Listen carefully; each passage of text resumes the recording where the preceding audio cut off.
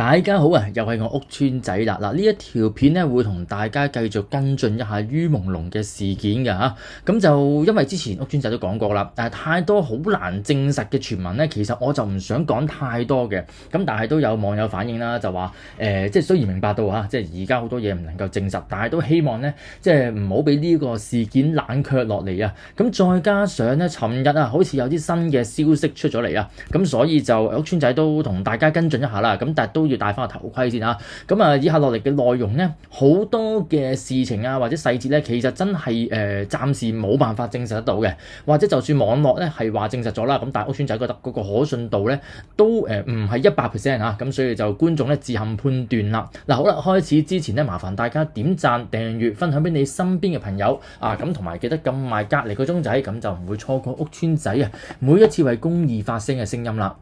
嗱，咁我諗有跟進開呢一個事件嘅朋友啊，都知道㗎啦，可能嚇，因為尋日咧就網絡好似有個新嘅消息流咗出嚟啊，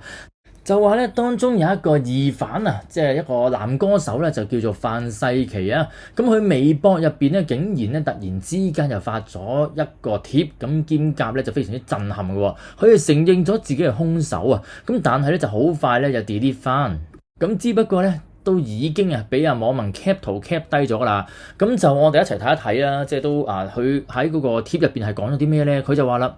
無論你哋再點樣殺嘢，都冇辦法對我做出啲乜嘢㗎嚇，冇錯，我就係殺死咗於朦朧啦，咁因為佢抵死，咁係咁一句嘅啫，咁樣咁但係咧就好快 delete 咗啦，今日有網民 cap 咗圖，咁只不過咧即係你話呢幅圖究竟會唔會係 P 圖？暫時嚟計咧就咁多個網台都冇一個人咧就話100%肯定呢一個截圖係真嘅，咁但係當然你話佢係假咧，你又唔可以真係100% 證明佢係假喎。咁但係至少一樣嘢咧，就係事件發酵到而家啦，咁基本上都一日啦。范世琦啊，咁或者佢嘅工作室咧都冇行出嚟澄清嘅。咁但係都係嗰句啦，即係內地嗰個嘅社會生態嚟計咧，你又好難用一個正常人嘅邏輯咧去思考佢嘅。只不過咧，即係話，如果我係范世琦啊，或者佢係經理人啊、工作室啊、娛樂公司等等啊，面對一個咁樣嘅傳聞咧，應該真係第一時間出嚟澄清噶嘛。即係如果係假嘅話嚇，咁但係如果係真，佢又點解要咁樣做咧？嗱，咁就暫時嚟計嚟到呢一刻咧，似乎咧就越嚟越多證據咧指向范世琦嘅。咁就包括咗咧，即係有人咧就話已經係攞咗一啲錄音啦去做呢個聲紋對比，咁就發覺咧就有99.57% 咧就話噶，即係流出嚟個錄音咧，就係范世琦所講嘅，咁當中就包括咗咧，即係話打暈佢再劏肚啦咁樣，咁同時咧疑似係於朦朧死之前流出嚟錄音咧都有講過范小花救我啊，咁所以咧就而家范世琦嗰個嫌疑係最大嘅，咁跟住啦又話網民即係攞過啦，咁其中一啲流出嚟錄音啦，咁就去外國，咁好似話係韓國咁就去做過呢個聲紋鑑定嘅，咁就得出結果咧就話超過99%啦，咁但係邊一個機構去做鑑定咧？暫時屋村仔咧就喺網絡流出嚟嘅截圖咧就睇唔到佢係話揾咗邊個機構或者係邊啲人去做鑑定嘅。咁都係嗰句啦冇名冇姓嘅情況底下咧，咁我就好難相信一定係真啊！咁當然亦都唔代表佢係假。嗱，以呢個咁嘅邏輯去推斷即係話咧范世琦佢微博即係放咗呢一個咁嘅貼出嚟咧，而佢又唔澄清唔出嚟否認嘅話咧，其實我覺得呢個事情嘅真實度咧係相對高嘅。咁但係呢件事好嚴重嘅喎，係殺人兇手喎，咁點解都唔出嚟澄清呢？或者點解佢會無啦啦，即係你就算真係殺咗人都好啦，你唔會無啦啦咁樣自爆噶嘛？咁似乎咧好多個證據或者好多個線頭咧都指向咗范世琦啊，咁亦都有啲網民就講啦，似乎咧而家咧就有人咧想拱范世琦出嚟咧做一個擋箭牌，或者叫佢咧食咗所有嘢喎，咁點解係揀范世琦咧？嗱，喺呢條片嘅後半段咧會同大家做一個少少嘅分析嘅，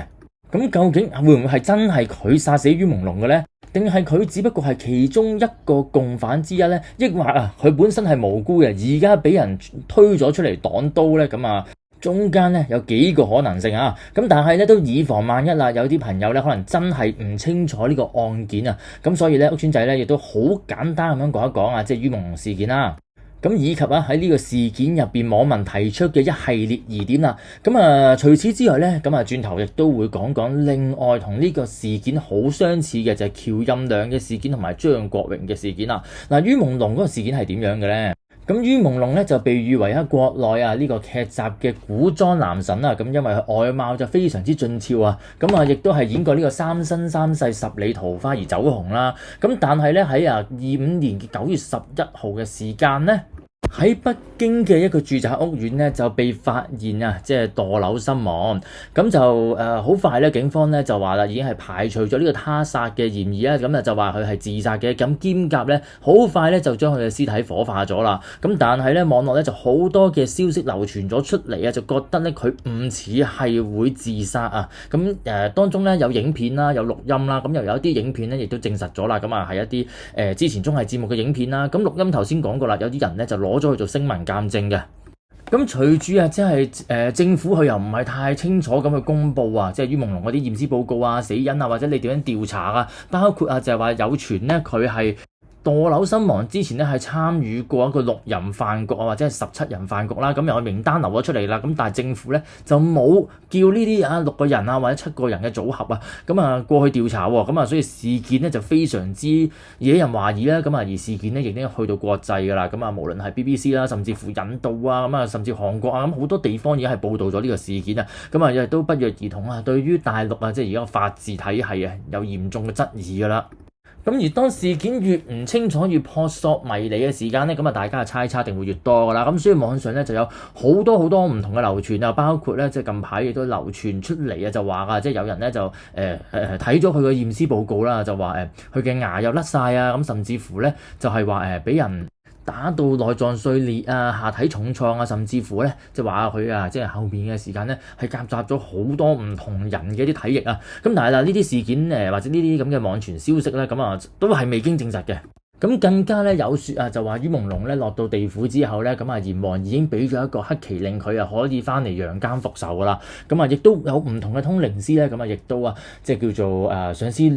去 connect 翻于朦朧啦。所以咧就網上而家嚟講咧真係好多唔同嘅資料但係咧即係呢啲資料咧我屋邨仔真係唔夠膽講真定假，我交翻俾網民自己去決定啦。但係咧就有網民咧即係列咗14個疑點出嚟我覺得咧呢啲疑點係有佢哋嘅道理㗎，所以同大家分享一下啦。關於于朦朧嘅死咧，第一個疑點就係話啦，喂，點解一個咁年輕又咁靚仔兼夾咧，即係前途一片光明、發展咁良好嘅人，會突然之間無啦啦毫無徵兆咁樣跳樓咧？好難解釋嚇。第二個疑點就係啦，點解佢要揀係喺佢朋友屋企跳樓咧？因為好多時即係有啲朋友即係輕生都好啦，佢都係選擇係離開自己嘅地方啦，避免整污糟嘛。好啦，第三個疑點就話啦，點解佢跳樓會揀一棟樓，而且喺5樓跳落去咧？因為5樓嚟計咧，其實真係好大機會咧，你係唔死得㗎。如果殘廢咧，咁就仲麻煩啦。係跳樓都可能揀啲好高樓大廈啦，真係。第四個疑點就話咧，佢即係嗰個死況咧，應該係透着地嘅，就似乎咧就俾人拋出去，而唔係跳落去啊。第5個疑點咧就係話啦，點解偏偏咧嗰啲監控鏡頭大家都知啦，即係大陸周圍都係監控噶嘛，就偏偏喺嗰一日即係出事嗰日咧就冇電咧咁樣。而且嗱，佢第6點就話啦，喂，佢既然都如果真係萌生咗呢個念頭嘅話咧，咁就應該係要盡早安排即係後事啊。但係唔係喎，佢咧仲喺第2日咧係接咗一啲商演嘅喎，咁就唔係真係咁似一個會即係準備輕生嘅一個人嘅行為啦。第7咧就係話啦，見唔到佢之前係有輕生嘅跡象或者言論咁表態嘅。第8就係話啦，窗門上邊有明顯嘅爪痕即係話咧，似乎佢係掙扎過，希望搲住隻窗咁樣嚇。咁就第9咧，就係話啦，即係個窗因為咧佢嗰個大廈咧窗嗰度咧係有一個鐵絲網㗎，係俾人剪開咗嘅。咁因為如果你唔剪開嗰個鐵絲網咧，基本上咧佢就唔會做到空中飛人㗎。咁就係咪即係已經係一早有人設計好或者係咩情況底下先至會剪開咗個鐵絲網咧？2點10啦，就係話啦，就算佢真係選擇咗行呢條路嘅話，咁應該喺事前咧都會向佢嘅單身嘅母親去交代㗎嘛。咁但係咧就完全冇一個咁樣嘅遺言喎。第11啊，就話啦，于朦朧咧喺即係叫做跌咗落個平台之後啦，俾人發現嘅時間咧，就有人話咧喺佢個褲袋入邊啊，係揾到兩隻勞力士喎。咁啊，呢兩隻勞力士嘅名錶究竟係個來源喺邊度咧？點解會咁樣嘅有兩隻錶喺佢褲袋咧？嗱，咁第12個疑點咧就係話啦，點解唔查一查佢手機嘅內容啊？第13個疑點啊，就即係之前所講啦。喂，咁喺佢即係叫做做空中飛人之前啦，咁佢係同佢朋友一齊飲酒噶嘛，有飯局噶嘛。咁邊啲朋友啊？點解警方好似冇去調查佢哋咧？而最後啦，就係話啦，喂，使唔使咁快話一日時間都唔夠就已經下咗即係警方咧已經下咗結論啦。咁就話係排除他殺嘅可能性喎，兼夾咧喺網絡上邊完全封鎖晒于朦朧嘅消息㗎。咁其實如果呢個調查係正確係全面嘅話，根本唔需要封鎖啊！甚至乎近日嚟計咧，封鎖嘅程度更加係加劇咗嘅，因為咧已經係嚟到1個月嘅時間啦。好多時間咧逐步都會放寬噶嘛。但係喺幾日前咧，甚至乎即係因為大家都唔可以講于朦朧啦嘛，咁所以喺場內咧，大家可能用個魚一條魚個魚食魚個魚咧，代替咗于朦朧即係叫做暗示咗呢個事情啦。近日嚟計連呢個魚字都被封禁啊！咁好多賣魚嘅商販啦，佢哋嗰啲嘅抖音或者微博想賣下廣告，我有新鮮魚出售喎，咁樣都俾人封禁啊！可能禁咗言或者封咗號啊！可以話而家內地咧基本上傾盡全力咁樣希望即係叫做令到啲市民咧唔好再提呢件事啊！但係即係咁講啦，你個天越黑鬼故就越多嘅，咁所以咧各種嘅説法咧就繼續喺度醖釀啊！我相信咧只會係越嚟越多傳聞同埋越嚟越多唔同嘅講法，越嚟越多故事咁流出嚟嘅啫。只要佢一日唔交代清楚嘅話咧，咁就呢啲故事咧都係沒完沒了嘅。再加上呢個事件已經係上升到國際㗎啦，咁我相信咧就對即係祖國嗰個名聲咧真係打擊幾大嘅，咁所以我都希望即係佢哋真係叫做正視呢個問題啦，用一個即係用返一個正確嘅方法去處理啦。但係當然佢喺場內咁樣禁聲嘅時間咧，好多時久而久之即係大家都會不了了之。咁所以咧，即係我哋都網媒或者可以發聲嘅人咧，都有少少責任咧，希望即係叫做繼續去發聲係嘛。咁希望呢件事件咧繼續係暴露喺陽光之下咧，咁就迫使到咧有關嘅當局咧真係用一個正確嘅方法正視翻呢個事件啊。咁就而家網上咧好多種嘅講法嘅，咁我屋邨仔就歸納少少啦。咁就係話于朦朧嗰個死因究竟係點解即係會發生咁樣嘅事情咧？第一個講法咧就係叫做會唔會係幫習近平去續命咧？咁因為咧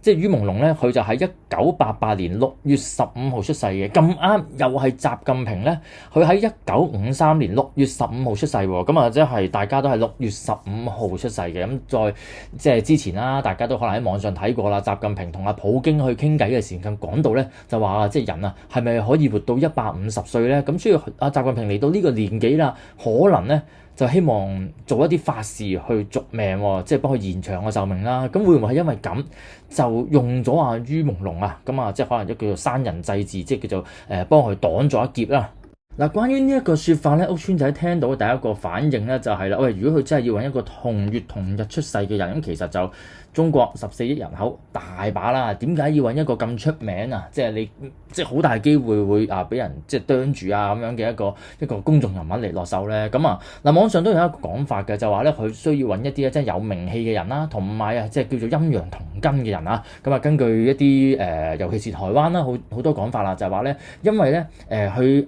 好多時藝人咧，佢係有陰性同陽性嘅特質啊，因為始終佢係一個即係做戲嘅時間啦，咁變咗咧，佢就可以攞到陰同陽兩種氣咁先至可以即係更加有效咁樣為到咧即係嗰個司法者去續命啦咁樣。咁其實咧，我屋邨仔記得咧，當時習近平咧當選即係作為呢個主席嘅時間咧，咁亦都有一啲高人咧就喺度同屋邨仔講啦，佢話咧習近平咧真係一個好厲害嘅人物嚟㗎，因為咧佢係咩咧，男身女相，你睇佢講嘢咧陰聲細氣，成個女人咁樣咧，但係外表咧就有一個剛陽之氣嘅，所以呢啲人咧陰陽同體咧，咁就絕對係一啲咧非常之厲害嘅人物啊，可以話係天選之人啊。咁所以咧就究竟會唔會係因為咁樣嘅情況咧？咁所以咧都去揾翻一啲咧可能擁有陰性同陽性特質嘅人咧，咁去攞嚟做活祭先至可以續到命咧。嗱，關於呢一種説法咧，我諗就真係無從稽考啦。咁你好難去證實佢真定假嘅。咁但係咧，我知道咧，即係其實好多有權有勢嘅人咧，非常之篤信啊。咁啊，呢啲咁嘅風水命理都其實都唔止風水命理啦，直頭係一啲法術啊。咁就究竟即係係咪真係有咁嘅可能性咧？又真係唔可以排除嘅。嗱，咁第二種説法咧就係話啦，咁啊，兇手咧係一個黑幫大佬啦，咁啊係一個有龍陽之癖嘅黑幫大佬啊，咁佢就窺伺咗啊于朦朧嘅美色就好耐噶啦，咁啊之前都好似話開過一啲 offer 啊，咁就于朦朧唔應承佢啊，咁所以都俾人説咗好耐嘅，咁啊呢個講法咧就同我之前條片啊，咁就係都分享過噶啦。咁只不過咧喺事件發生咗之後咧，咁啊呢個説法咧就甚囂塵上啊，咁亦都好多人出嚟講過啦。咁其實咧喺娛樂圈入邊咧，真係好多呢啲咁嘅事情，好多呢啲咁嘅潛規則。咁就無論係男女啦、女男啦，或者男男都好多嘅。咁喺呢個位屋村仔爆少少料啦，喺香港嘅樂壇入邊啊，咁就曾經咧，我一個好朋友啦，咁佢嘅中學同學咧就係其中香港嘅一個歌手嚟㗎啦，已經成為咗一個歌手啦，咁就係疊字嘅嚇。咁佢出道嘅時間咧，其實啊曾經係即係當時最大影響力最勁嗰間即係唱片公司咧，係曾經同佢傾過嘅，希望簽佢嘅。咁但係咧呢個疊字女歌手咧，就因為咧即係聽到有一個嘅條件咧，所以最後冇簽，就揀咗一間細啲嘅唱片公司去簽嘅。咁個條件就係咩咧？就唔單止係要即係潛規則啦，而且係要同當時嗰間公司所有高層咧係一齊潛規則嘅。咁但係我可以講咧，即係呢間即係當時真係一線一線嘅娛樂公司嚟嘅，基本上你入咗去咧就一定紅眼㗎啦。咁不過咧即係好多傳聞啊，當年即係好多佢哋嘅旗下女藝人啦，就被人叫做呢個陪酒三寶㗎。咁邊間同邊個就唔講啦。咁即係我相信啦，有啲年紀嘅朋友咧應該都知我講緊邊間㗎啦。咁但係當然呢一個咧就係已經係第二手資訊嚟㗎啦，至於你話佢嗰個真實性有幾高咧，就閣下自己判斷啊。咁好啦，咁就除咗呢個即係有呢個有龍陽之癖嘅黑社會大佬咧，即係殺害于朦朧呢個説法咧，咁其實仲有另一個説法嘅。就係話于朦朧咧掌握咗喺呢個娛樂圈入邊嘅好多黑材料啦，佢哋點樣使錢啦，甚至乎可能一啲唔見得光嘅交易等等啊，佢就為咗咧擺脫即係可能佢經理人啊或者係娛樂公司嘅控制咧，咁希望咧就攞住呢啲黑材料咧同佢哋談判嘅。咁呢啲黑材料咧就即係傳聞咧就係放咗落一隻 USB 入邊啦。喺嗰個談判過程即係當然啦，個細節就當然冇人知啦，究竟係真係假都暫時未有定論啦。就係咧，傳聞咧就話佢當時談判之後咧，就將隻 USB 吞咗落肚啊，咁所以咧後期就有一啲咁樣嘅傳聞即係話要切翻開攞翻出嚟啦咁樣。咁而呢一個版本咧都係較為早期流傳出嚟嘅。之前條片屋村仔都講過啦，即係關於呢個 USB 嘅問題咧就屋村仔係有少少嘅睇法嘅。如果想聽翻就睇翻之前啲片啦，係咪？咁好啦嗱，另外咧近期咧都有一個説法咧，即係有人講嘅，唔算多人講啊，咁但係都有人去質疑喂，究竟會唔會同光明會有關係咧？因為咧喺都一段時間之前啦，一個外國嘅網紅啊，一個 KOL 嚟嘅啫，佢亦都係講咗佢被光明會邀請嘅一啲經歷啊，去到一個好神秘嘅房間啦，個大宅入邊啦，係會係參加啲有好多名人、好多藝人參與嘅一個派對啊，派對之上咧就各種唔同嘅活動啊，亦都係非常之令人驚訝嘅。而好似話最後即係經過咗唔同嘅房間啦，參與咗唔同嘅活動啦，而去到最後一個房間咧，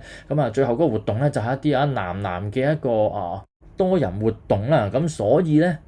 對應翻個事件咧，又好似有一啲地方咧係講得通啊。如果大家咧唔係太 get 到屋村仔講乜咧，可以揾翻一套舊電影嚟睇啊，就叫做《大開眼界》啊。即係嗰個外國網紅啦，佢形容嗰個場面咧，基本上同《大開眼界》咧都差無幾噶啦。咁以上咧就係即係暫時即係網絡都有4個講法係關於于朦朧之死啦。當然啦，可能係有1至2個講法同時發生都唔出奇啊。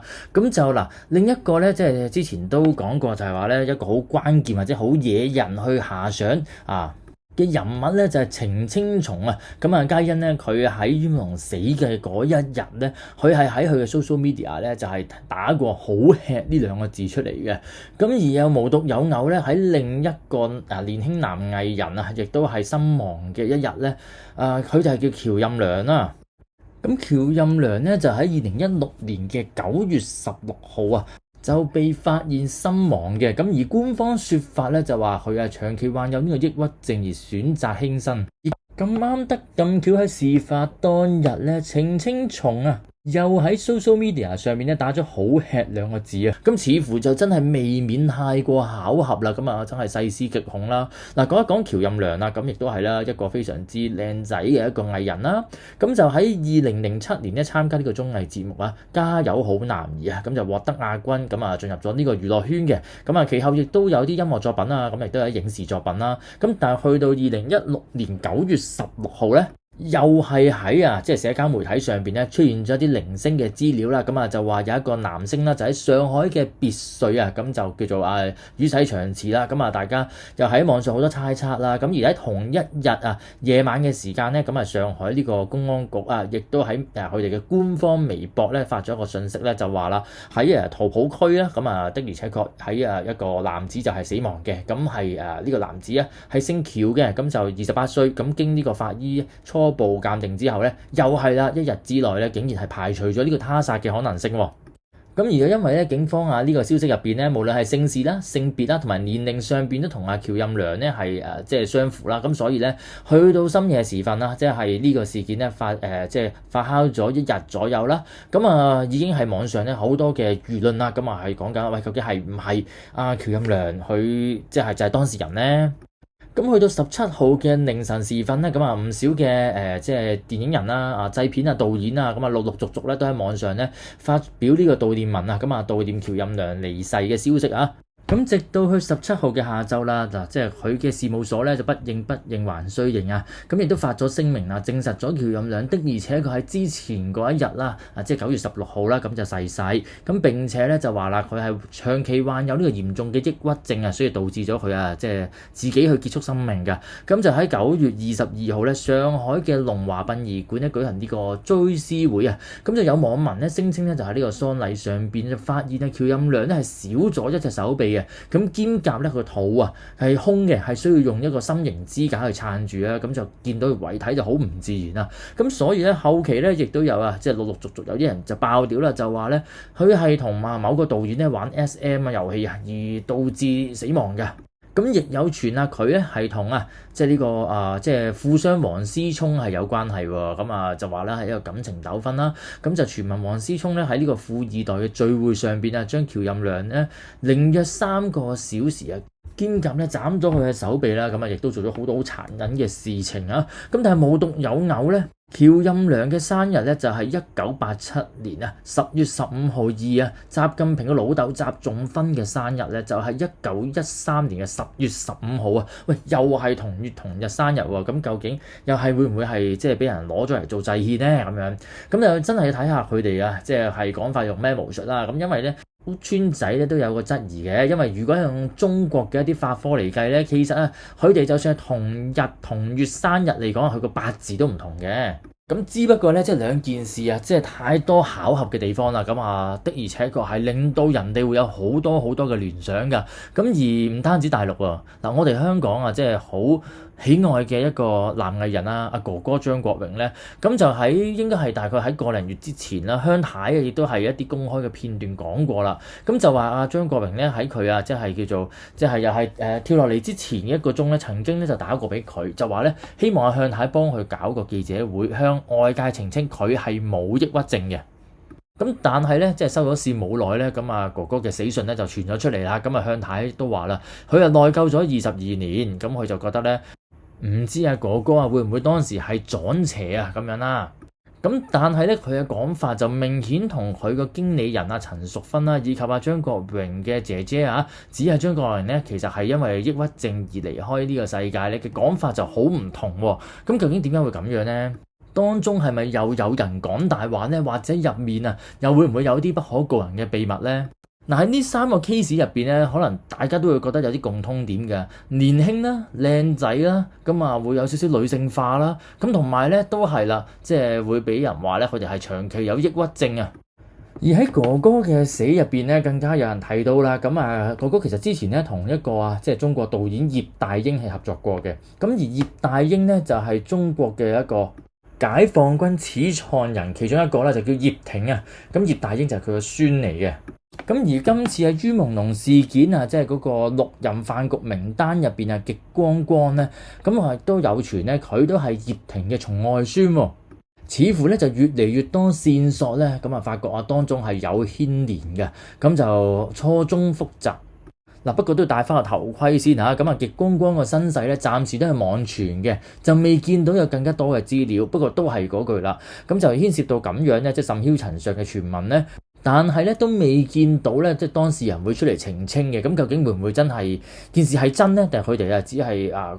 即係用一個慣常採取嘅策略，就係唔講就等件事慢慢丟淡咧。因為始終喺場內嘅世界係可以隨時撳住你把嘴噶嘛。咁可能既然咧成日都要撳住人把嘴，點解范世琦又會無啦啦爆響口咧？喺佢自己嘅微博度啊，咁咧呢個時間咧，屋村仔同大家分析一下啦。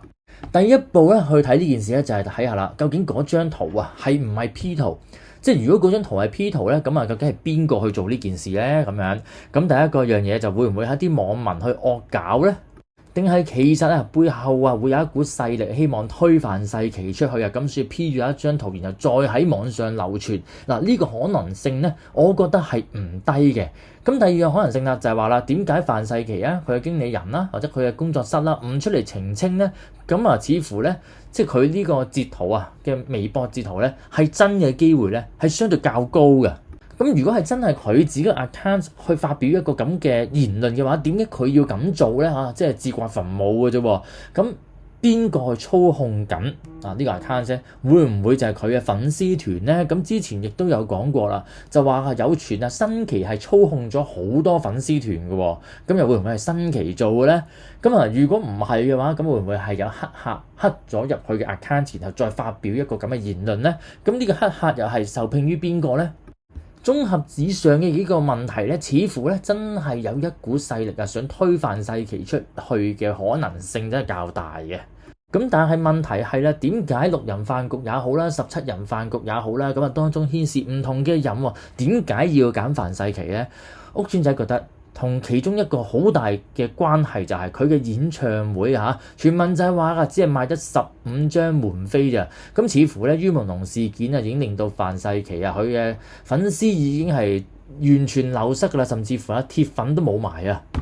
咁如果當一個人失去咗佢嘅影響力咁似乎咧佢嘅利用價值都會失去啦。咁而呢個時候要犧牲，假設真係要犧牲一個人幫大家擋刀嘅話咧，呢啲最冇價值嘅人咧就最大機會俾人推出去噶啦。所以點解上一條片我都講過噶啦，如果即係中國嘅民眾真係夠決心去抵制呢啲6人飯局入邊嘅人啦，或者17人名單上面嘅人嘅話咧，咁只要呢啲人咧佢再缺失咗佢個影響力嘅話咧，久而久之咧，佢哋個處境亦都會係非常之危險嘅。因為咧，佢就算即係冷處理都好啦，俾網民或者市民去杯葛佢哋結果咧佢哋只會失去佢哋嘅利用價值，自身不保嘅啫。咁但係咧，面對緊而家中國嘅風控咁佢哋又真係唔可以出聲去講任何嘢喎。咁似乎咧就會逼佢哋埋牆角噶啦。咁萬一佢哋賣到牆角嘅時間咧，會唔會有好多古靈精怪嘅舉動咧？即係好似之前程青松無啦啦咧，又要趌個頭出嚟即係放佢嗰啲對話出嚟咁然後咧又對方又出封律師信咁似乎咧真係逼到佢哋去呢個情況，佢哋越多呢啲咁樣古靈精怪動作咧，破綻可能先至會越多個真相或者貼近真相嘅版本咧，先係可以慢慢浮現出嚟所以呢個時間咧就係真係睇啦。民眾究竟佢哋嘅決心有幾大？係咪真係可以令到呢一個屋村仔所講呢個情況發生得到咁好啦，嗱呢條片咧暫時嚟到呢一度先咁就中意嘅朋友麻煩點讚、訂閱、分享俾你身邊嘅人啦，分享得越多就越好咁盡量希望多啲人知道呢件事咁同埋唔好俾呢件事即係又係慢慢咁樣淡落嚟咁當然啦，如果有啲乜嘢新消息嘅話咧，屋村仔都會同大家繼續去跟進嘅。咁呢條片咧就嚟到呢度啦，係咁多啦，下集見，拜拜。